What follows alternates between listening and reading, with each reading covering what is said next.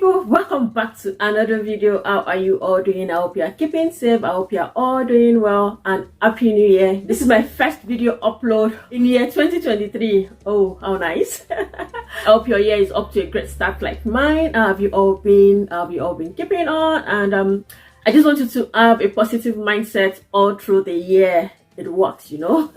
If you're moving to Canada soon, or you have any question about accommodation, this video is the video you want to watch to the end.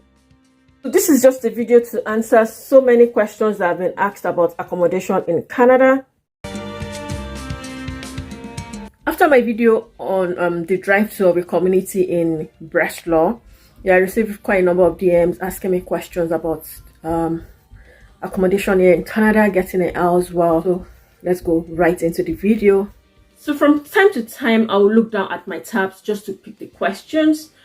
Okay, the common questions that have been asked is about housing structures here in Canada. So I would answer those questions about housing structures first. Those are most questions are being asked from new immigrants just coming into Canada. So in Canada, the housing structures consist of condos, which are condominiums, apartment buildings. It could be high-rise apartment building or mid-rise apartment buildings, and we also have townhouses, which could be detached, semi-detached, or fully detached townhouses. We also have basements as well. Yeah, that's another question that pops up from time to time in my DM. Yeah, they all have their pros and cons. And another question which is common is, which of these houses can I recommend? Like, which of these structures can I recommend for families?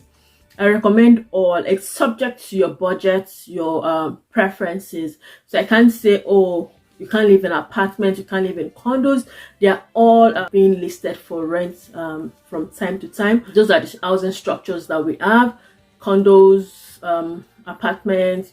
We have detached and semi-detached townhouses. Now let's go into the DM. This is a long question, as I can see. Hello, good evening. I'm writing you from Benin, Nigeria. That's someone from my home country. So I came across your YouTube videos when I was searching for info on Kitchener, as my family and I intend to move there soon. I hope to welcome you to Kitchener soon. I'm still trying to decide on what city in Ontario. Please could you help me answer a few questions. Another question that pops up is which of the cities can I recommend for a family of two, a family of three to settle down in? The first thing you need to consider when you're trying to settle down or relocating is livelihood. Yes, it depends on job. What job are you looking for? Where is this job in demand? So that should be the first thing that will determine the city you would settle down in. Okay, so that's answer to that question of city to settle down in.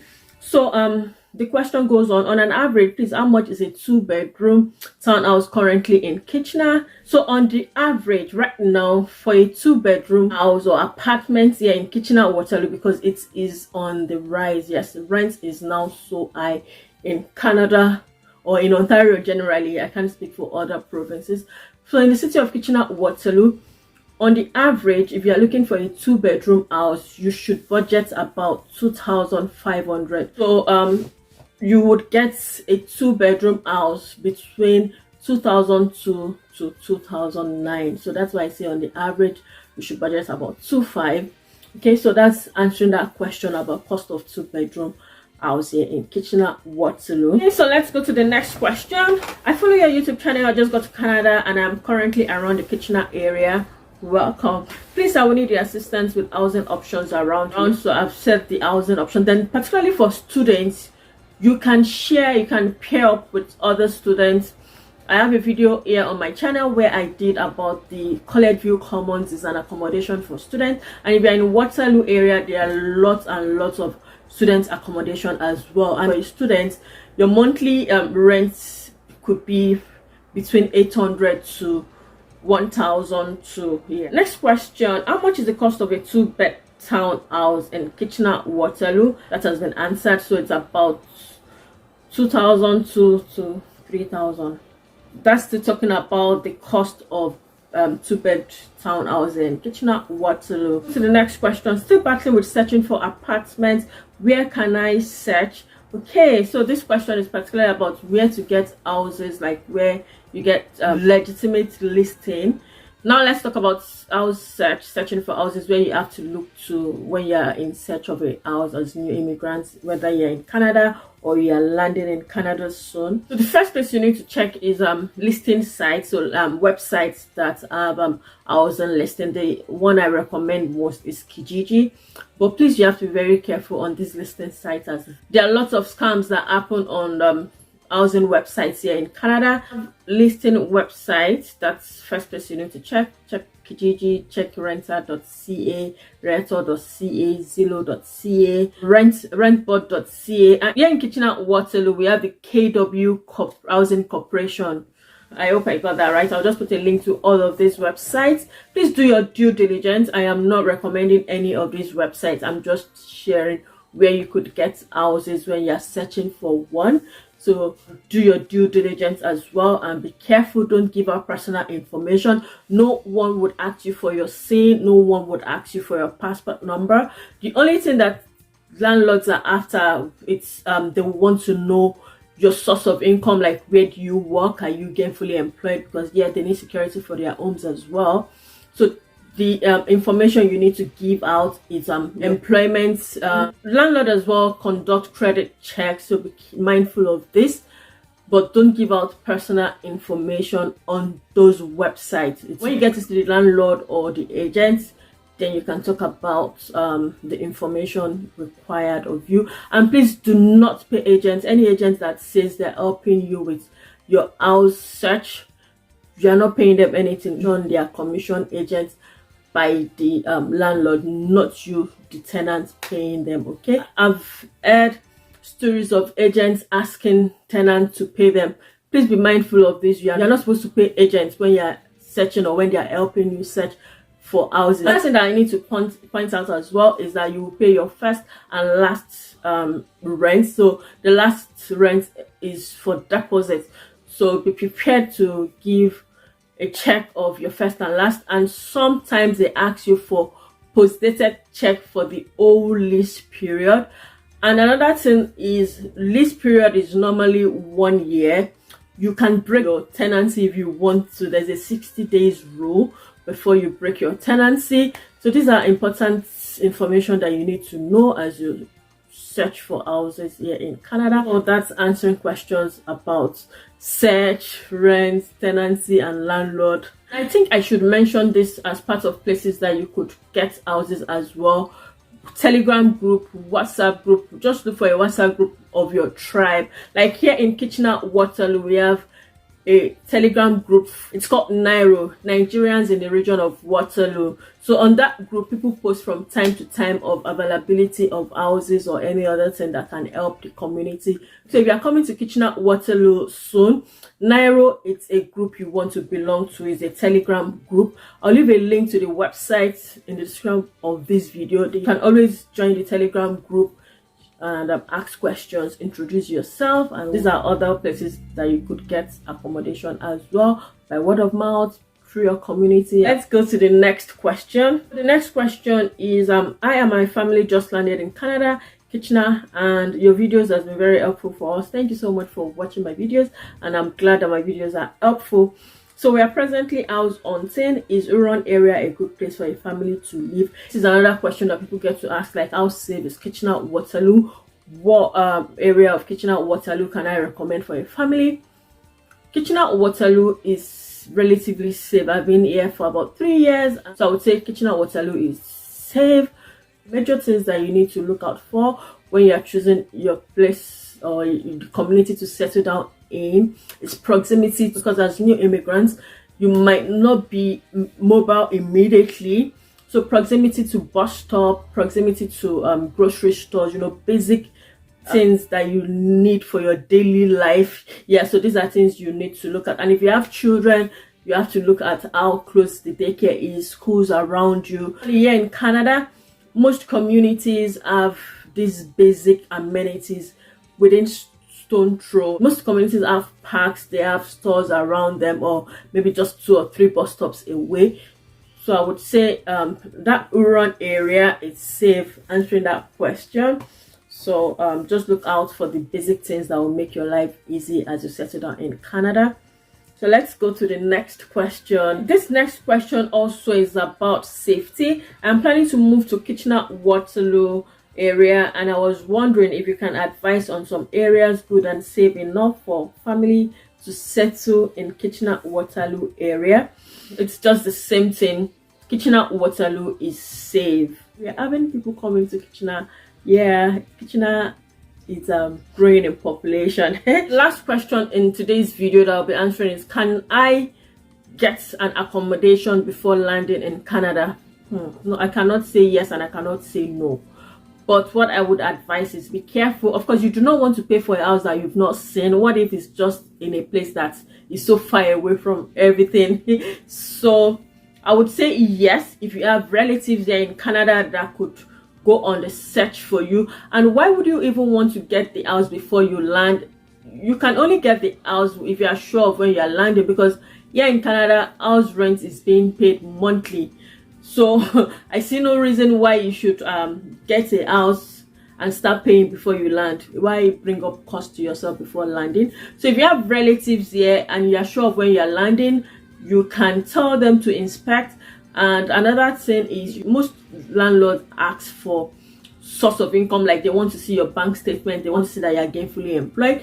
If you have these things done, yeah, that's fine. And if you do not have it, if you are new, you could get your relative or friend to co-sign for you or be guarantors for you. So this is one thing you need to be careful about. And I would say no, because it can be a way of scam. So take it one step at a time. I know people get houses before they land, but I would like to speak particularly about the pros and cons of the structures of houses here in Canada, apartments and condos. One reason I see that people advise new immigrants or newcomers to go for apartments or condos is because during winter, you don't have to clear the snow yourself. Yes, that responsibility is on the housing management to clear the snow in the pathway. But on the downside that I see about apartments is you'll be sharing amenities, like the laundry would be shared. Yes, you have a common laundry area, then you would have a common recreation area as well. And apartments, especially the high-rise apartment, there are lots of people. So sometimes you might stay down for a long time waiting for the elevator, or you might get there and the elevator is filled. So these are the some of the downside of apartments, especially the high rise. You can't just run up the staircase. Then, if you are in a townhouse, the responsibility of clearing your snow is on you. And during summer, where you have to clear your lawn constantly, you have to work out something that is in the interest of both parties. Would the landlord be the one responsible for clearing the lawn and all of that? So that's one thing about townhouses. Yeah, you have to, it's your responsibility to clear your snow. Nobody should fall on snow days otherwise you'll be fine. So it's entirely up to you to clear your snow. So that's one thing about living in townhouses. And of course, I would also talk about basement. People ask questions about basement. The major thing about basements is during winter it can be extremely cold. You just need extra heat, and during summer it can be hot as well. You just need extra cooling system. Okay, so that's one thing about basement. Finally, let's address the housing crisis. Yes, if you are a temporary resident, you do not have a legal ground to buy a house in Canada generally. This came into effect on the 1st of January, and that's how we got to talk about the part of the housing crisis. Like, oh, foreigners are not allowed to buy houses in Canada anymore. Yes, it's a 2-year plan. It's just a way to help with the housing situation going on. So there is this law that says if you're a temporary resident, you cannot buy house here in Canada for now. It came into force on the 1st of January. So let's see how that works, if that would help this recession pick up. I hope it does. Let the government watch it for 2 years and see the impact of this policy on the housing crisis in Canada. Yes, I think there is a looming housing crisis in Canada. It's not a one cap fits all category when you're house hunting or you're searching for house here in Canada. So the fact that it happened to A doesn't mean it would happen to you. Okay, and like I would always say, ask questions, be sure of what you're getting into, know what the bills would be, inclusive and non-inclusive utilities. These are questions you need to ask your agent, you need to ask your landlord. And please, on a final note, do not pay agency fee. I know back from Nigeria we pay agency fee when they take us house hunting, but it is not obtainable here in Canada. You're not paying anybody. So, and be mindful of the fact that you do not have to give out your personal information, like security information. Do not give it out to anybody. Under no circumstances should you disclose your sin. So I think that's all the questions that I have about housing here in Canada. If you have any question about settling in Canada, Kitchener-Waterloo related questions, you can always send me a DM on Instagram. If you are not following me on Instagram, please tell me why you're not on my Instagram page. 2023 is a year for you to follow me on Instagram. There will be lots of updates that I'll put up on my Instagram stories, and everything fun about Canada living is what I get to share on this channel. If you have any question more, please send me a DM. I hope you enjoyed this video. And please let me put this out as a disclaimer. I am not a licensed immigration agent or consultant. I received tons of DM that is related to immigration. Please, I am not licensed to give immigration advice. I hope you gain one or two things in this video. Let me know in the comment section. Thank you so much for watching this video, and I wish you all the best in this year 2023. Until I come again some other time, let's continue to impact world knowledge and information. Bye now. See you in the next one. Be good always.